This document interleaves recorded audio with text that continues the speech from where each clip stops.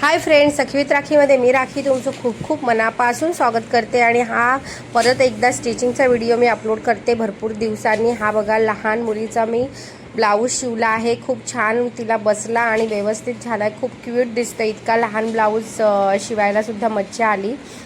तर अशा प्रकारे हा ब्लाऊज शिवलेला आहे। पुढचा नेक आणि पाठचा नेक आणि पफ बाई असं दिलं होतं त्याला। खूप सुंदर आहे, मला तर फार आवडला। आणि तुम्हाला कसा वाटला नक्की सांगा। हा 6 वर्षाच्या मुलीचा होता ब्लाऊज।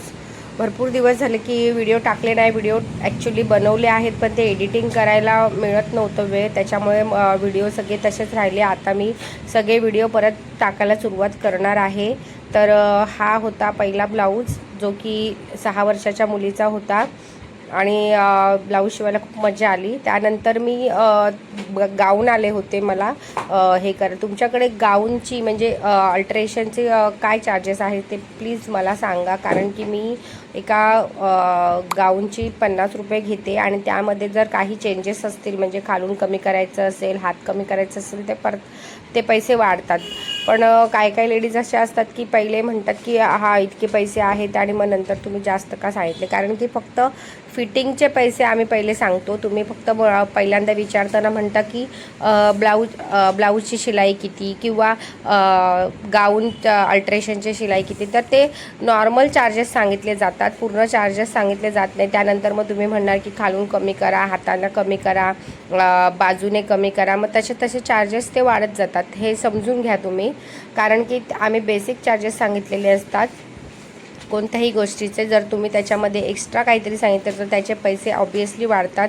आणि मी जे म्हणते ते बरोबर आहे की नाही किंवा वाढवायला पाहिजे की नाही, ज्याला पटत असेल त्यांनी प्लीज कमेंट करून सांगा की ही गोष्ट बरोबर आहे की नाही। कारण की नंतर पैसे द्यायला मग ते नाही म्हणतात की आधी तुम्ही इतके चार्जेस सांगितलेले आणि नंतर मग तुम्ही इतके का मागताय, अशा पद्धतीने सुद्धा काय बायका म्हणतात। तर या 3 गाऊन होत्या ज्या मला अल्ट्रेशनसाठी आलेल्या। त्यांनी आधी कॉल करून विचारले की तुमचे किती चार्जेस आहेत, तर मी सांगितले त्यांना की 50 रुपये आहेत। आणि नंतर त्या घेऊन आल्यानंतर मला म्हणाल्या की खालूनसुद्धा कमी करायचे आहे, बाजूनेसुद्धा कमी करायचे आहे, त्याचे हातसुद्धा कमी करायचे आहेत। मग त्या प्रकारे त्याचे पैसे वाढत जातात, हे तर तुम्ही समजून घ्या। कारण की त्याचं काम वाढतं, पूर्ण खोलावं लागतं, हाताचं पूर्ण शोल्डर खोलावं लागतं, त्यानंतर ते परत मापानुसार कटिंग करावं लागतं, परत फिटिंग करावं लागतं, त्याच्यानंतर त्याला तुमच्या फिटिंगप्रमाणे ॲडजस्ट करून शिलाई द्यावी लागते। तेवढं सगळं काम वाढतं, त्यामुळे शिलाईचे प्राईस वाढते। तर तेवढं तुम्ही समजून घ्या। असंच कोणतंही टेलर पैसे वाढवत नाही, त्याच्यामागे मेहनत आहे आणि त्याच प्रकारे वेळसुद्धा जातो, त्यामुळे हे चार्जेस वाढले जातात। तर अशा 3 गाऊन होत्या ज्या मला आलेल्या, ते माझ्या शिलाई करून झालेल्या आहेत। त्यानंतर आणखी 1-2 ब्लाऊजे शिवलेले आहेत आणि आणखीसुद्धा शिवलेले आहेत, पण यामध्ये मी थोडेच दाखवते। तर हे ब्लाऊज बघा,